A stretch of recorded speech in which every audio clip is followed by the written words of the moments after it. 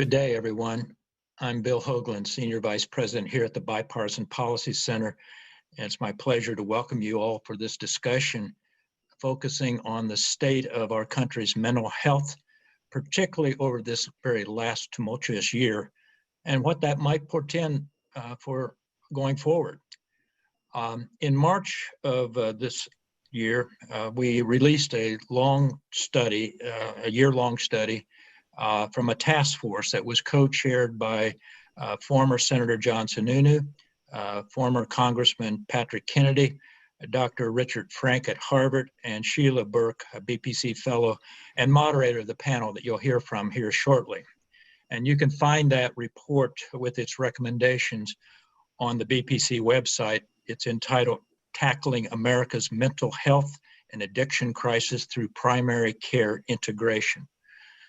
Today, we continue to focus on the challenges facing the nearly 1 in 5 adults, or 52 million Americans, that suffer from symptoms of anxiety and depression, and the nearly 20 million Americans, adults, who have experienced substance use disorder. I note in an article I saw this morning that researchers predict a 27% increase in fatal overdoses in 2020, that compared to 2019. That's the largest single year increase in the past 2 decades. Unbelievable. But if there's any positive thing to come out of this last year, what we've all gone through, it is that alternative delivery systems have been transformed and evolved to provide healthcare to those in need when they are unable to meet face-to-face with their provider, or when they can't even walk into the hospital. The CARES Act last year allowed health care providers in Medicare, federally qualified health centers, community health centers, and rural health clinics to receive Medicare payments for telehealth services. And Congress passed legislation at the end of last year that allowed all seniors in Medicare to receive mental health services via telehealth. Building on our previous work, BPC partnered with a Morning Consult recently to conduct a national poll to assess America's preferences for how they want to receive treatment, barriers to treatment, and telehealth utilization for behavioral health services. We received generous support from Wellbeing Trust and the Sunflower Foundation to conduct this poll during the National Mental Health Awareness Month. So today we'll hear the results of the Morning Consult poll focusing on mental health and substance use treatment services over this past year. That will be followed by a panel discussion led by the aforementioned Sheila Burke. And without further ado then, let me introduce Claire Taylor, Director of Client Services for Morning Consult, to present the findings of the poll on current treatment, barriers to treatment, and preferences for treatment on mental health and substance use. Claire, over to you. Thank you, Bill, and thank you all for having me here today. Like he said, my name is Claire Taylor, and I'm a Director of Client Services at Morning Consult. I've overseen our research with BPC for almost 3 years, and many of my clients are in the healthcare space, and specifically the mental health care space. I'm really excited to be here with you all today and to share our results from our most recent survey with the BPC healthcare team. But before getting into the findings, I wanted to provide some additional information on the background of the survey and the methodology. So the survey that we conducted with BPC was conducted at the end of April 29th through May 2nd, among a national sample of 2,200 adults. The survey was conducted online, and our questions fell into 4 main buckets of questions we were looking to answer. First, we wanted to understand the percentage of adults who have used this type of treatment over the past year, either in person or virtually. We also wanted to understand the barriers to receiving mental health and substance use treatment. In thinking about the future, we asked respondents their preferences for format preferences moving forward, as well as the most important factors as they seek this type of care. And throughout these questions, we've weaved in different measures to try to understand the role that primary care providers are currently playing and could play in the future of providing mental health and substance use treatment services. So the three main findings that we'll go into in more detail here are: one, an equal percentage of adults have used telehealth services and in-person services for mental health or substance use treatment over the past year. 23% indicated that they had received this care over the past year. And it's interesting to see who they are receiving that care from, whether it was from a mental health specialist, their primary care provider, or even a digital app. We also learned that primary care providers are seen as a trusted solution for mental health and substance use treatment service needs. 39% have received care for mental health or substance use service needs over the past year through a primary care provider. And 70% of adults agree that it would be more convenient if their mental health and substance use services were integrated into their primary care doctor's offices. And lastly, we learned that affordability and availability of providers that are in network are top of mind considerations, as well as barriers to treatment. So that's an interesting overlap, that affordability and availability are most important, as well as the largest barriers to receiving this type of care. So to go ahead and to dive into the data, starting with current treatment. We asked respondents, have you used in-person or telehealth services over the past year for substance use treatment services or mental health? And we found that a quarter, 23%, indicated that they had received this type of care over the past year. And on this question, it was interesting to analyze by community type. So looking at the results by adults in urban, suburban, and rural communities. And looking at the percentage of adults who have used telehealth services over the past year, we see that urban adults are more likely than suburban and rural adults to say they have used telehealth for mental health services over the past year.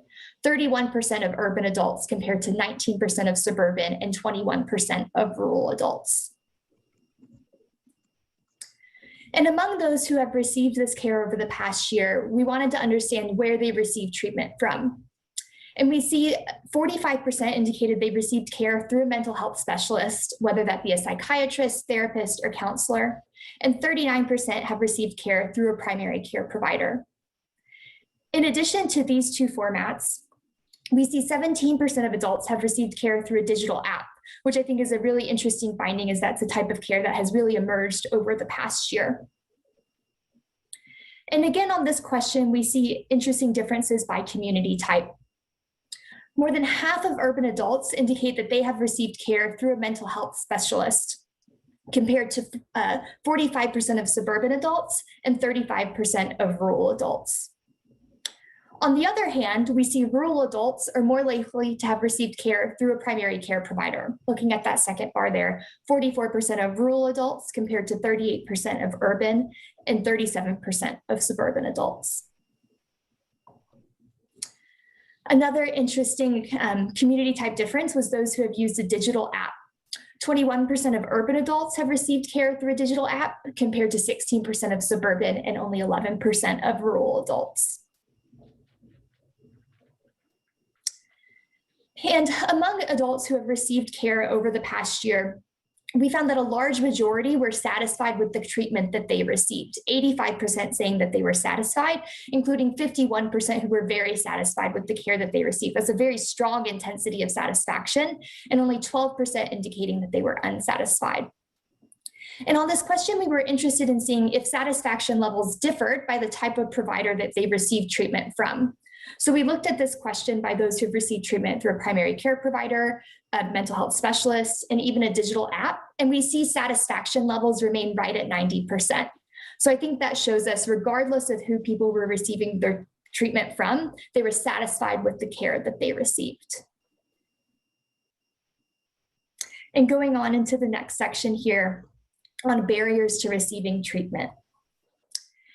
We asked adults, in your opinion, how large of an obstacle, if at all, are each of the following to getting help, treatment, or counseling for a mental health or substance use condition? We tested 10 different obstacles here, covering things on availability of providers, stigma associated with seeking treatment, technology requirements, and other measures on accessibility. And when we analyzed these results, we found 6 main barriers emerge, starting with 51% who indicated cost of help or treatment is a barrier, 41% availability of providers who are taking patients regardless of insurance, 39% availability of providers within insurance network. 36% said stigma associated with seeking help or treatment is a barrier. 34% availability of providers with reasonable wait times, and 34% saying travel distance to treatment is a barrier to seeking help or treatment. And as you look at those 6 buckets, a theme that emerges is availability of providers. Availability of providers in insurance network with reasonable wait times and being within their insurance network. So that really shows me that the availability of providers is something that's top of mind as patients seek this type of care.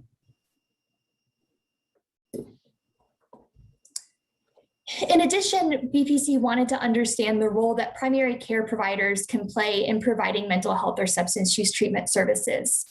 We asked if mental health or substance use treatment services were incorporated into your primary care doctor's office. Do you agree or disagree with the following statements? And we found that a majority of adults agree that the convenience of mental health and substance use services would increase, medication management would improve, that it would be easier to find this type of service, and the stigma associated with receiving mental health or substance use services would decrease.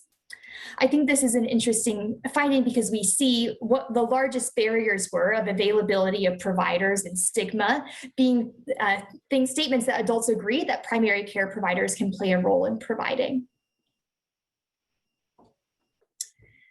And moving into the last section here on preference for treatment. We asked adults if all options were available, which of the following formats would you prefer for future mental health or substance use treatment services? And we see that adults are divided on their preferred format to receive care in the future.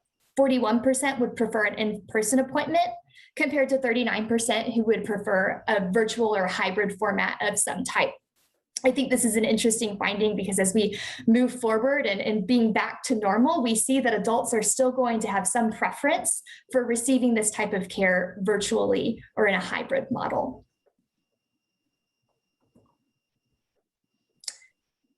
And lastly here, we asked about important considerations as adults are trying to identify a mental health or substance use provider to provide care. And we found that 80% of adults say whether the cost of provider is affordable and whether the provider is in their insurance network are important considerations when identifying a mental health or substance use provider. This was interesting to me as we think about the results, because not only are availability and cost top of mind as adults consider seeking this type of care, we also saw that those are the largest barriers as adults consider seeking treatment as well. And so with that, I will hand it back over to Bill. Oh, I think you're muted, Bill.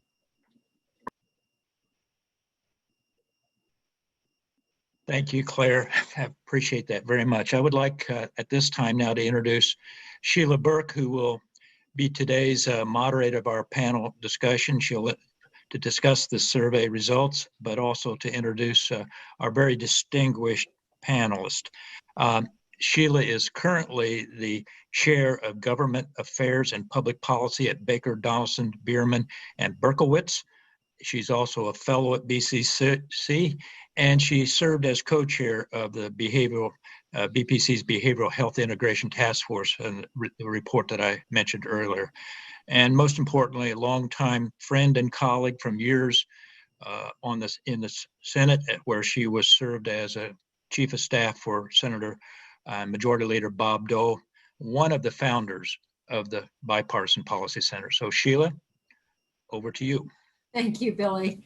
I think we're supposed to describe each other as friends of long standing rather than old friends.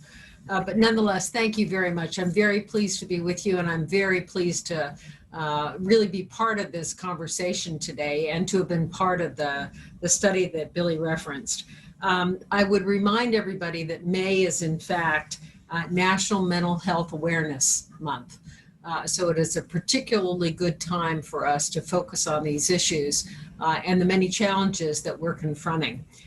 During the pandemic, which I'm sure all of you realize, symptoms of anxiety and depression in adults almost quadrupled. Drug overdose deaths outpaced all of the previous records for the 12-month period. and 25% of young adults seriously considered suicide over the period of a single month in 2020. Even before the pandemic, however, the unmet need for mental health and substance abuse services in the United States was absolutely significant, as we just heard, for a host of reasons. Our panel today is going to probe some of the questions that were asked during the course of the survey and help us perhaps begin to think about what some of the solutions might be. As Billy mentioned, on March the 31st, BPC's Behavioral Health Integration Task Force released a report with recommendations specifically for integrating behavioral health services in primary care. What we found and what research confirms is that integrating care enhances the outcomes, improves patient outcomes, reduces health disparities, and may in fact be cost effective. The task force arguably did not agree on everything, nor would you have expected us to. But we did agree on many recommendations relating to network adequacy, to payment and financing, to workforce and technology, including telehealth, due to the growing unmet need for screening and treatment of services, where telehealth has really become quite a critically important tool. Some of the recommendations of the task force include, one, updating network performance standards across payers and health plans to ensure that enough behavioral health providers are truly available as part of the health plan networks. As Claire noted, this in fact has been an issue. They may be on a list, but ultimately not available. Secondly, to provide financial incentives and require accountability to build integrated care delivery into existing payment models for Medicaid MCOs, managed care organizations, as well as Medicare ACOs, accountable care organizations, and Medicare Advantage plans. Third, expanding Medicare coverage to additional behavioral health provider types to deliver services within integrated care settings. This can include peer support specialists and underscores as well nurse practitioners and others who can provide these services. Fourth, increasing grant funding for statewide psychiatric consultation services to provide primary care providers with behavioral health expertise for treating mild to moderate conditions. Our primary care providers, hopefully Dr. Harris will talk with us about this afternoon, in fact, need some assistance in managing some of these cases. And the integration of those networks allows them to draw on those resources as needed. Fifth, to permanently expand Medicare coverage of telehealth services that advance integration and eliminate disparities, and to address the digital divide, those essentially who don't have access to some of these services. And then finally, to expand, to train, and to diversify the workforce. As was noted, there are clearly not enough providers across the country, particularly in rural areas, that are accessible, available to individuals to secure that care. Now, as Claire mentioned in her presentation, the poll found that many people are open to having their behavioral health integrated in primary care and think it would be more convenient for them to access those services. However, many people are having real issues in terms of accessing behavioral health care, and most adults cite the cost, as Claire noted, as well as the availability of providers as their absolute top priorities and major barriers to securing care. So before we dive in to this important topic with our terrific panel, I want to remind all of you watching today to submit your questions on YouTube or Twitter using the hashtag BPCLive. Hashtag. I'm not used to hashtags. Now, to our esteemed panelists. We are really very lucky to have 5 folks with us, including Claire, who are really deeply knowledgeable about these issues and on particular aspects of the issues. I'm going to very briefly introduce them, and then I'm going to very quickly turn to questions, but hopefully it provided opportunities for you to submit questions as well. Mary Gilberti, who is the Executive Vice President of Policy at Mental Health America. Mary is essentially focuses on federal policy to promote and to prevent early intervention and integration and recovery. Also, prior to joining MHA, she was the Chief Executive Officer of the National Alliance on Mental Illness, has worked extensively for years on all of these issues, and will be deeply involved in the report and able to share with us some of the details of our discussions in really conducting the report and finalizing it. Dr. Parinda Kahari, who is the Chief Clinical Officer of Cherokee Health Systems. She is essentially has run a comprehensive community health center in Tennessee that is a federally qualified center. And serves a variety of individuals. She's also a principal investigator on a number of studies that are very relevant to the work that we're turning out today and talking about today. Dr. Patrice Harris, who is the immediate past president of the American Medical Association. Dr. Harris is a psychiatrist from Atlanta and was the 174th president of the American Medical Association and the organization's first African-American woman to hold that very important position. She currently spearheads their efforts related to opioid epidemic and has chaired the AMA opioid task force since its inception in 2014. She's held positions with the American Psychiatric Association and is also an adjunct assistant professor at the Emory Department of Psychiatry and Behavioral Sciences and an adjunct clinical professor in psychiatry at Morehouse. Matthew Schmidt. Matthew is the the Chief Executive Officer of Health Ministries Clinic and is a clinical social worker and has over 28 years of experience in working in the behavioral health field broadly.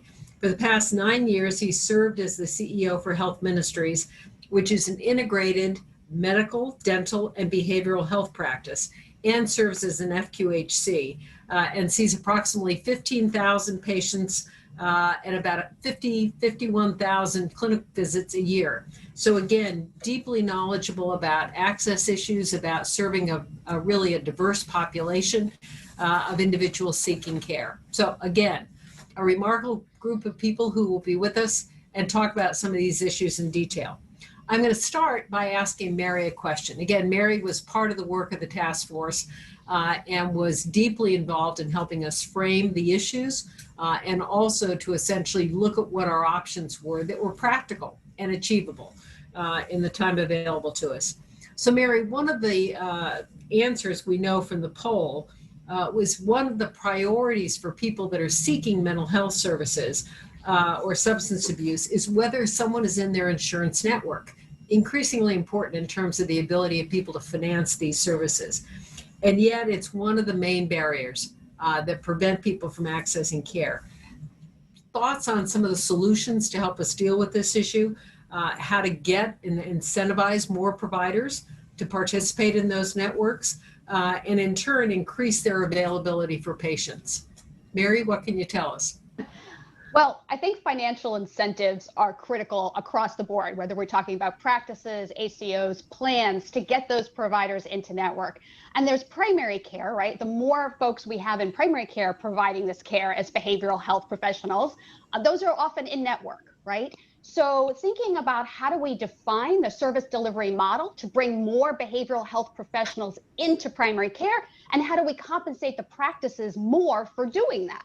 And then outcome measures, we talked about that in our report too. How do we define those measures to be around screening, whether people get better patient experience, and then pay for those so that all parts of the system, whether it's the practice, the ACO, the plan, are incentivized to have providers in network, in primary care, if possible. You think 39% of people are getting their care in primary care. That's a significant number, but we could do better. We could get more of them into primary care, and then they'll be in network.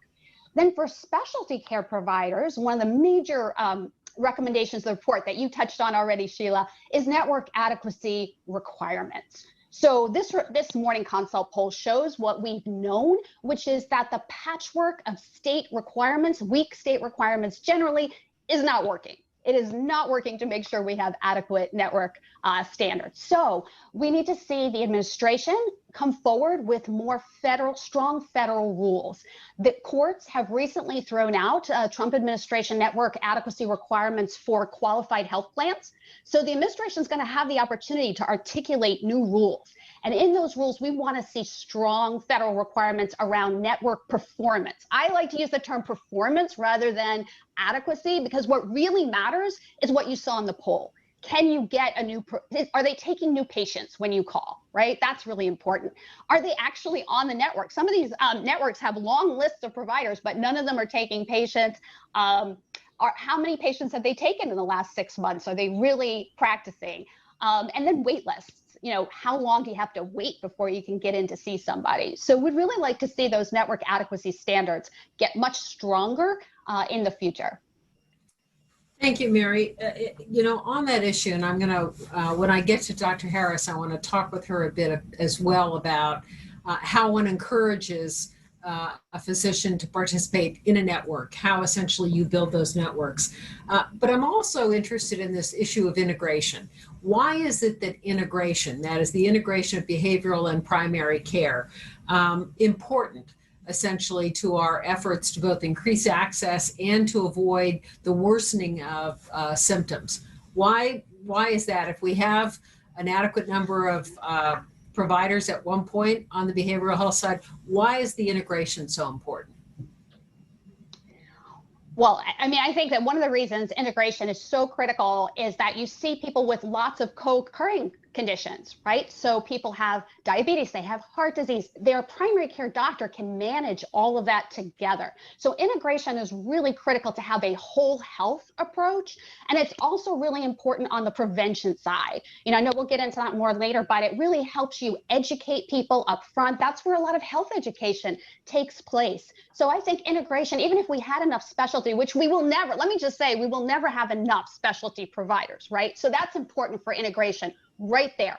But even if we did, it's really important that at the basic level, when people are first beginning to have these conditions, we get in early, and only integrated care is really going to do that. Matthew, let me turn to you, sort of following up on that point.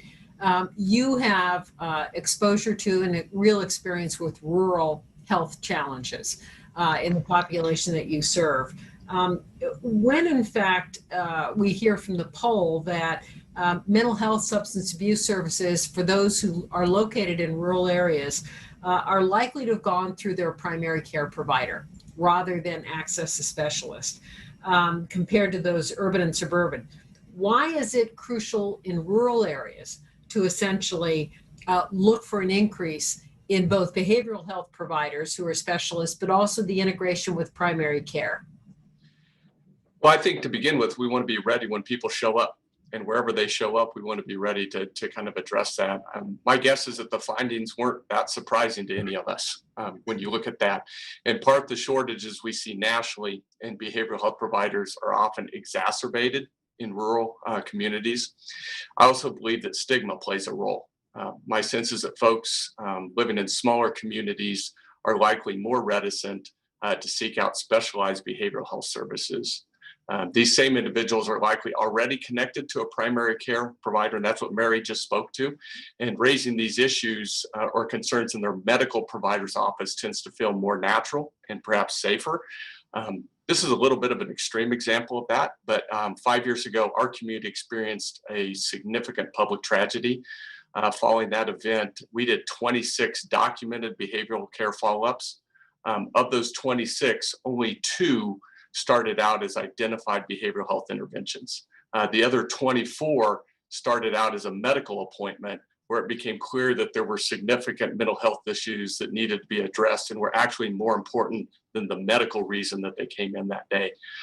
As the report lays out, what is critical is that we have an infrastructure in place within the primary care setting that is set up to address these types of needs. My personal belief is we need to ensure that we are creating an environment where it feels natural for patients to raise behavioral health issues, and at the same time provide structured support to the primary care provider through more of a team-based model of care.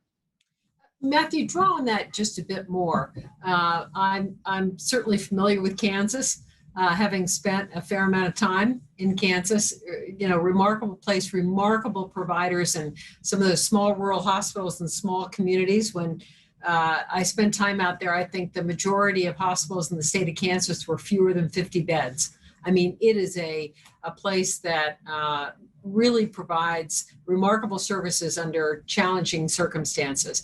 Tell me about the challenges for a primary care provider in developing that relationship, in developing essentially those references and those ability to consult with or have available to them specialists in behavioral health. How have you essentially achieved the integration? What is it that you were called upon to do? So when we think about this, I think it's we're the place where most of us find ourselves are that are doing this. When you look back, you say, wow, we are in a really different place than we used to be. And at the same time, you go, we are not anywhere near where we could be. And I think that reflects our experience too. I know in Kansas, and this is true everywhere, and one of the things that we've all experienced is how hard it is to change systems, especially complex systems. I think the report put out by the BPC outlines many of these. I know in Kansas, we are really fortunate to have one of the crucial factors for us was having an organization like the Sunflower Foundation, who was able to gather a cohort. In this case, it wasn't exclusively, but many of them were community health centers who I think are positioned very well for this type of work.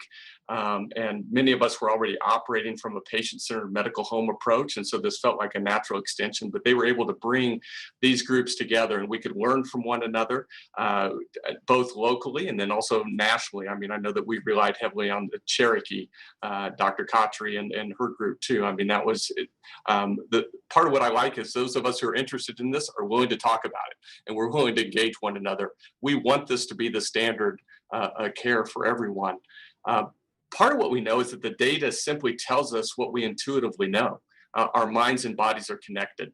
For example, we know nationally that individuals with anxiety and depression have significantly higher medical costs compared to individuals without these conditions.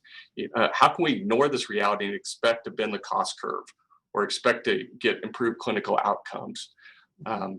So one of the things I do want to echo from the report that I thought was an important point is the need to establish some common language and understanding regarding what we were talking about. While they're all positive, I think there's some significant differences between coordinated care, co-located services, and an integrated model of care. So I don't think we should use those synonymously.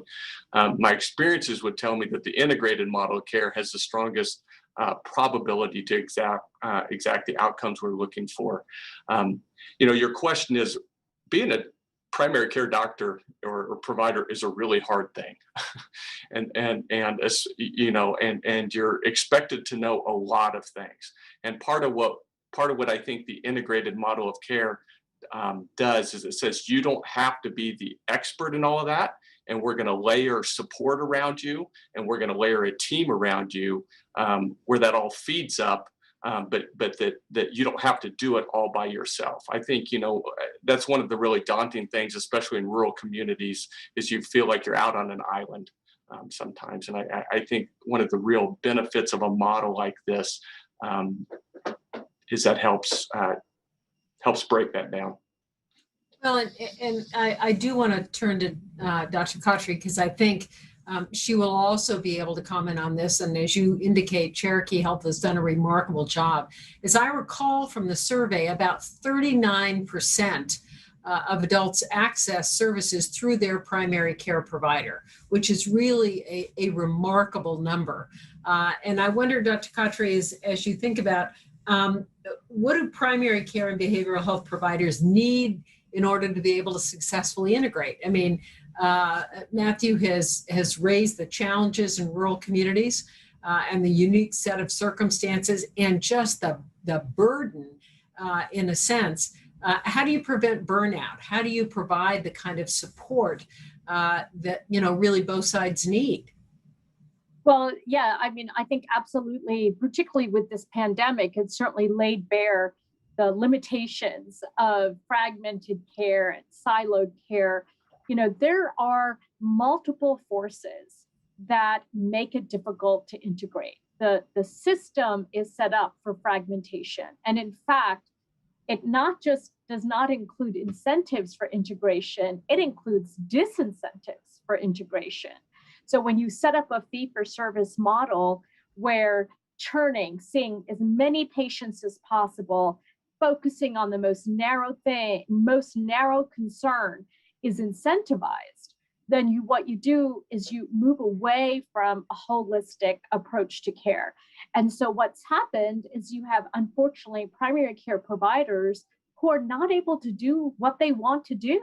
They're not able to do their job. They want to have a relationship with the patient, talk with them about social factors, psychosocial issues, but every extra minute they spend with the patient costs them money. Every extra minute. It costs them time, it costs resources. Now imagine in a rural setting where there are no mental health providers. And I will tell you, we have opened clinics up in rural areas where there is not a single mental health provider in that community. And we have people showing up saying, whispering, we heard there's a therapist here. We heard there's someone we can talk to.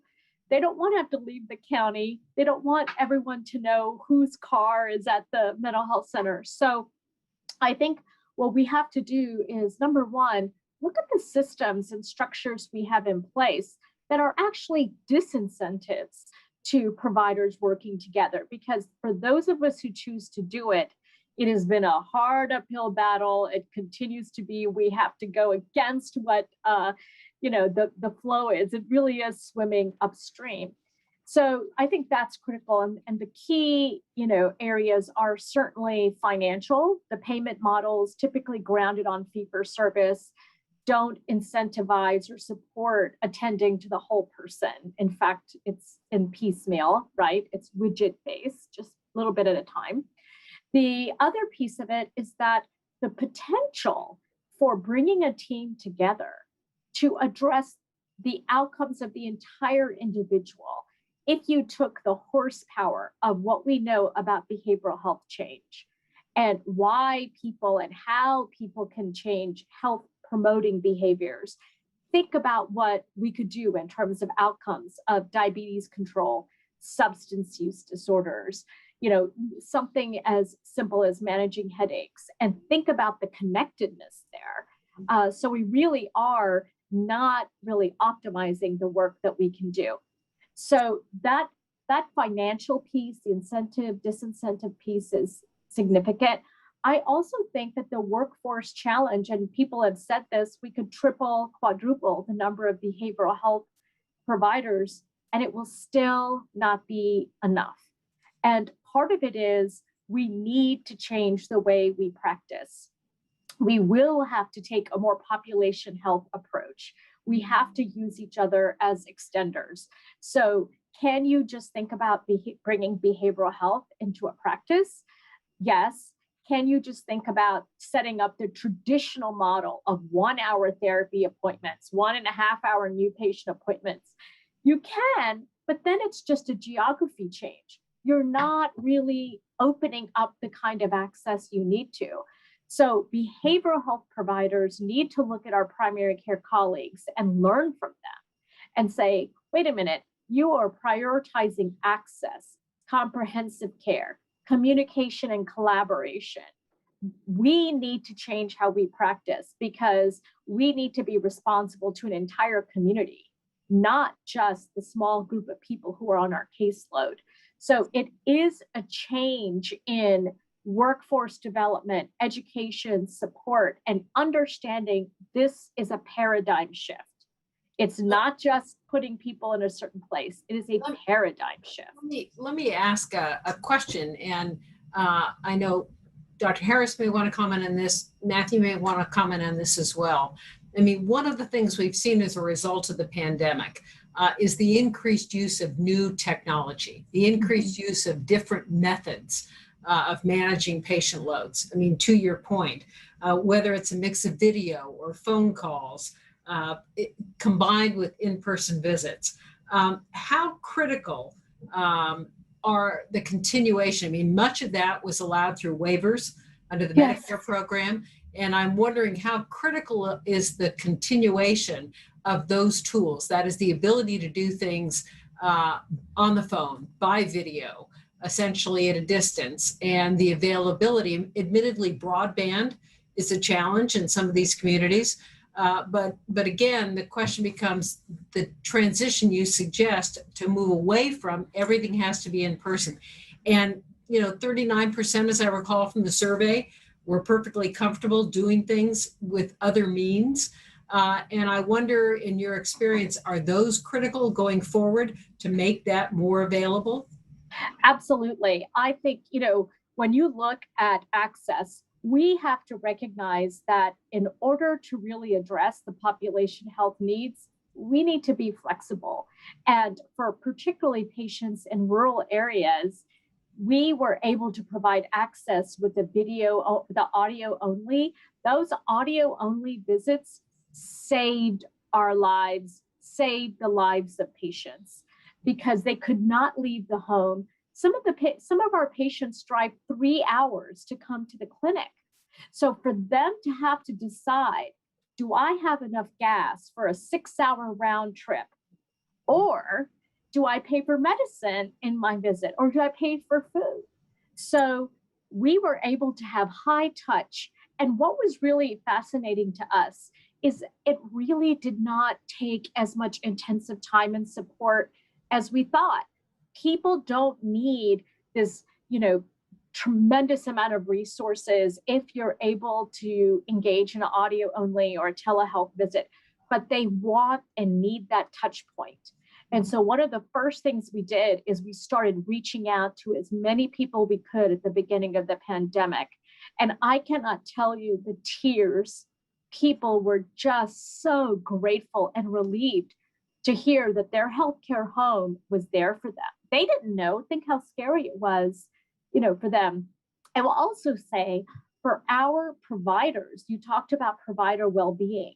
What a relief and gift it was for our providers to make a phone call, to set up a telehealth visit, to not worry, is this patient going to be able to make it? And to feel that openness that I can check in on my patient. And we have a very different way of utilizing our relationship to address their health issues that doesn't require this. I mean, just think about the labor, the resources that it takes to schedule a visit. So we truly felt like what the pandemic did and these flexibilities did is it really helped us open up access and engage with more people, which is what we're talking about. This is about access to good quality and safe care that is effective in a way that, patients feel comfortable and satisfied with. I think I was going to say one of the things that we found interesting was sometimes that pops up in places you're not expecting it. And so one of those for us was with annual wellness visits. And so we modified how we were doing those and had a hybrid approach where part of the visit was done remotely and part of it was done in person. I think, Dr. Khatri, what you're talking about there, it became quickly apparent that one of the most critical assist points in that was just getting in touch with people, especially during a pandemic. People felt isolated, people felt alone. And there were just powerful conversations that took place during that. And I think that was a good example of altering what you were doing. I would say for our particular practice, we were not highly invested in televisits prior to last March. So I think we'd done 0 officially. I know by the end of the year, we'd already spun up and done 2,500. And, it just keeps catching and going. So, I think that was, once you started using it, you just started finding other ways to use it and practiced with it. And that's been a really important lesson for us. Dr. Harris, you, I'm sure, have been asked the same question, which is the availability of services, different methods of delivering services. But I'm particularly interested as well in the particular impact on communities of color. and the extraordinary disparities that have become quite evident during the course of the pandemic have been there before, but have been highlighted in the course of the pandemic in terms of access to services. And I wonder if you might talk a little bit about the unique set of challenges that communities of color faced in accessing services, and particularly with respect to behavioral and mental health care. Well, there is no question that the COVID-19 pandemic has amplified for some. Many of us knew that these issues already existed, but amplified for some health inequities in this country. And when you think about access to mental health care, and by the way, when I say that, I do include care for substance use disorders, it's even further amplified. Of course, we came into this pandemic with a very poorly funded, fragmented, really across care, but fragmented, under-resourced mental health infrastructure. And again, COVID-19 has just elevated that. I think SAMHSA put out a document and they entitled the document Double Jeopardy, because again, we saw the disproportionate impact on communities of color for COVID. And then if you look at mental health care, again, including substance use disorder care, you find even less access to treatment for communities of color. You find that they were not able to find culturally responsive care, and they ended treatment prematurely. So these are all issues that we certainly will continue to need to address. And I think many of my fellow panelists have highlighted a lot of the issues that are interconnected with those issues. Workforce. So we know we need workforce in general, and then we need a more diverse workforce, but we also need to make sure we are training that workforce on issues, particularly around trauma.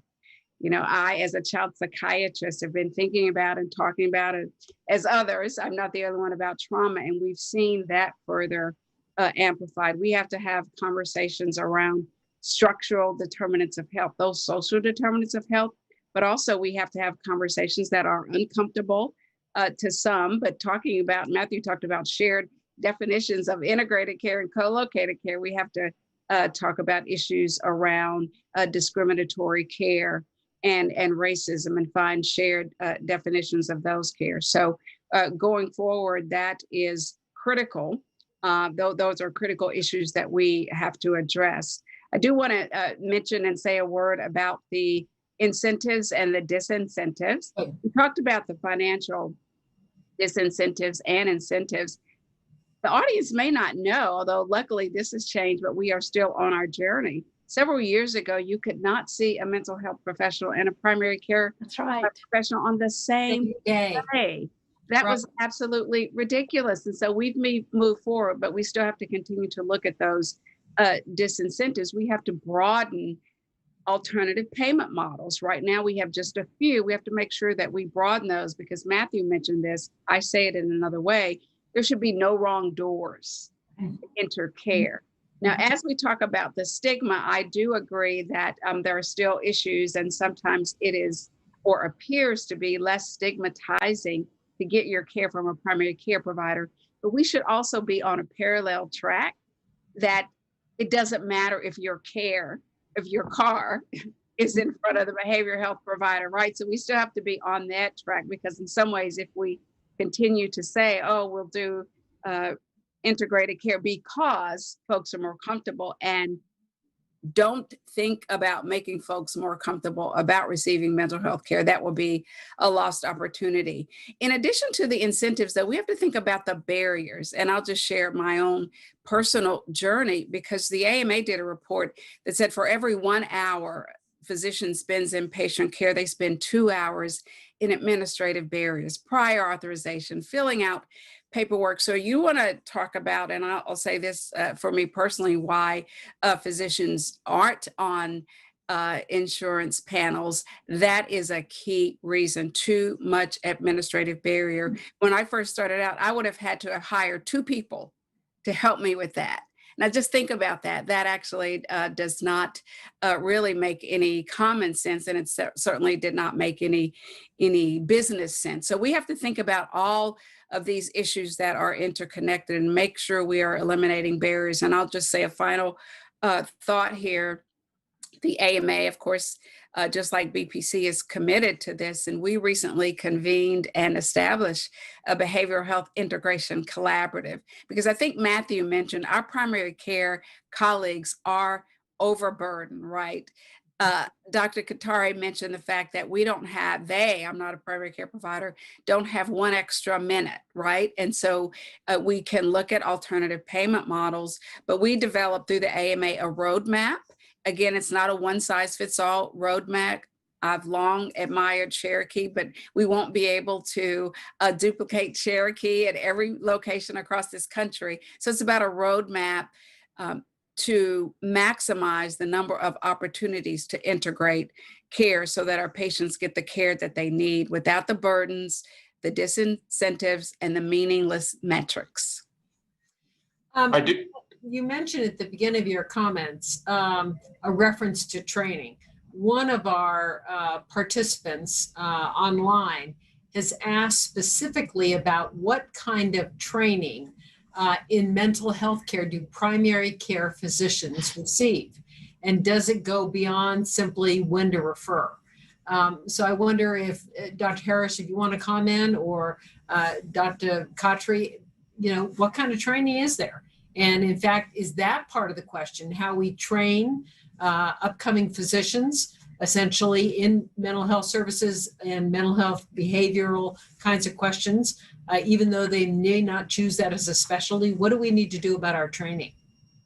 Well, I would say during medical school, and I'm a little bit biased as a psychiatrist, but during medical school, I mean, just like I rotated through surgery and internal medicine, our primary care colleagues rotate through a psychiatry rotation. So that is standard. But of course, it really also occurs after medical school with continuing medical education training. In fact, several years ago, about 20 years ago, I was invited by the Georgia Academy of Family Physicians to do sort of a psychiatry 101 training during their annual meeting. So we need to continue to make sure we are offering those trainings. Clearly, you can always do more. Each primary care colleague will, of course, have to decide what fits best in their practice. And I think we need to make sure, though, that when they want additional training, but when they need consultation, those opportunities are available. And Matthew, I'm sorry, I interrupted you. Were you going to say something?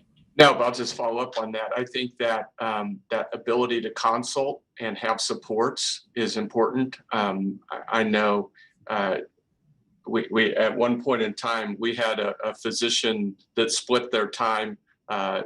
They worked at our practice some of the time, and then they had their own practice other points of the time. And they said they practiced differently at our clinic, that they were willing to see more patients at our clinic than they would see at their own clinic because they had supports. They had somebody that they could not walk down the hall and talk to, right, and say, I have a question about this. I'm willing to manage it. I'm willing to prescribe it. Am I doing the right thing? Can you just make sure I'm heading in the right direction? Mm-hmm. And that I think that's a part of the answer. So that in that case, that collaboration was very easy. It wasn't hard. They didn't have to. In this case, they didn't even have to make a phone call. They just walked down the hall. Mm-hmm. Mary, I want to come back to you in a moment, but Dr. Harris, I wanted to finish off with a comment. You started by referencing the need for diversity in terms of our providers. How much difference does it make to see a provider that looks like you, that speaks your language, that has similar cultural history? Is that a critical part of how we begin to think about integration, how we think about providing services that are reflective of the population we're serving? There are studies that show, for instance, there was a study where African-American men were more likely to take advice from an African-American physician. And so we've seen several studies that support that. However, that does not mean, and I always want to make sure, that does not mean that in order to provide care to someone who doesn't look like you, or that you can't provide care to someone who doesn't look like you. Actually, that would be ridiculous. And I don't think anyone is suggesting that. But what that does mean is that the entire workforce has to be willing to look at their own biases, get some training in implicit bias training, understand the importance of providing culturally relevant care. And by the way, for some, it's a little bit scary, and some of my colleagues have said this, because you don't have to know the nuances of every culture. I always say, you know what, you just have to be willing to be curious, and you just have to ask, you know, hey, I want to understand what's important to you from your own culture. I mean, those are ways to find the answer to questions. You don't have to know it all at the beginning of the visit. So it is critical, and we do need to increase the diversity of the workforce, but we also have to make sure that the entire workforce is trained on providing culturally responsive care. Right. Dr. Khatri, did you want to comment on that? No, I think it's a stance of cultural humility. And it's, you know, we have to recognize that everybody brings something to the table. And, you know, I always tell patients, you're the expert of you and your life. I may know some things, let's meet together and you teach me, you know, how we can work together to help you meet your goals. So no, I think it's a stance that everyone needs to take, is one of cultural humility, looking at oneself and recognizing that, you know, there's only so much we can do in the exam room, you know, or in the mental health, whatever office. They're with us just a little bit. So most people live their lives outside of the healthcare setting, right? So we have to understand, what are the influences there? How can we understand the patient, and how do we support that? But recognize that their time with us is very small. So we have to capitalize on it and recognize, you know, the kinds of systems and circumstances that influence their health and well-being. Mary, I want to come back to you. One of the things that the study or the survey told us is that there are, and shouldn't be a big surprise, but there are differences by age group. That younger folks, those in the 18 to 34-year-old group, were more likely to say they use behavioral health services during the last year than older adults. And I wonder, having spent as much time as you did in our discussions and looking at the research, any observations on that and anything to sort of inform us about both the use of services, access, use of telehealth, and other methods? Yeah, data that the morning consult poll showed is reflected in our own screen. We are seeing younger people more coming to our web to screen as well. Screening, and then they're seeking services in this age group. And I think that some of the things we found with the pandemic was a rise in loneliness and social isolation. These are the years in which you're building your social relationships, your partners, your education, and your jobs. So it's very important to you to have good mental health, good relationships, and get the care that you need. And I think the younger generations, and we are seeing it from 11 and up, are more willing to talk about mental health. They do see the stigma, but they're more willing to discuss it and confront it. And I think that's why you see it becoming such a big issue for young people. We're seeing it in their advocacy as well. Youth leadership on these issues are increasing quite a bit because they recognize the importance of this. Can I follow up on that too? Absolutely.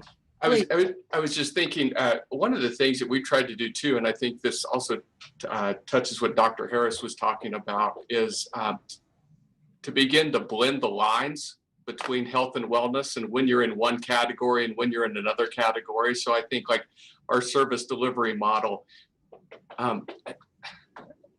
mean, in some ways, what I would like is for people not to even understand that it's happening, because for us, it's just a part of our service delivery model. So the idea that somebody would, in addition to your primary care provider, would enter into that appointment to be part of that appointment wouldn't really be that different than bringing in the diabetic educator, bringing in a nutritionist, and it flows. And one of the things that I appreciate about that too is with most behavioral health interventions, that activation is a really important thing. So we know when you do something, you feel better. And so when you encounter that behavioral health professional for the first time as part of a warm handoff or in the doctor's office, you often feel better. And so there's a natural like, wow, that wasn't so bad, or that wasn't so scary, or I actually feel better now that I did that. And it makes it much more likely that you'll engage further. And I think Dr. Katra, you spoke to this too. I mean, our goal with that too is that we're not just bringing in, I mean, I know the focus here is on larger mental health issues, but we're not talking about just bringing in behavioralists when you have a diagnosed mental health condition. It's about bringing in a behavioralist when you're talking about change, which is most of what we do. We're usually asking you to either not do something or to do something else, or why do you want to do that? And so I think one of the goals in our practice was to keep lowering that bar about when you would bring in a behavioral health specialist to now where I hope it said is, do you think it would be helpful? That's the bar. I think that's right. We had one final question from one of our viewers, and we are at time, so I'm going to ask for a lightning answer if anyone knows the question. The question was a JAMA study found that 10,000 excess deaths from overdoses in 2020. To what extent do we believe the barriers to accessing mental health services are related to those overdose deaths? I'll just quickly say that's an important data, but we will certainly have to follow that data after the pandemic. We don't want to make a straight line connection, but we do know that we believe related. And that's why, thank goodness, CMS and other states relaxed some rules regarding how much methadone you could take home, how much buprenorphine you could take home. So we'll have to wait to see the data, but it's critical to reduce those barriers. Great. Well, we are at time, overtime by a moment, but let me thank all of you for participating in the discussion. I would encourage those of you online to take a look at the final report, to look at the recommendations, to look at the survey results that are extraordinary, enlightening about the challenges we're facing. But I do believe, and I think largely credit to Mary for a lot of the work she did on the report, that we've come up with some recommendations that hopefully can be implemented and can help us address these issues. So many thanks for the conversation, everyone. I really appreciate it and wish you all a happy summer and a peaceful time. Thank you.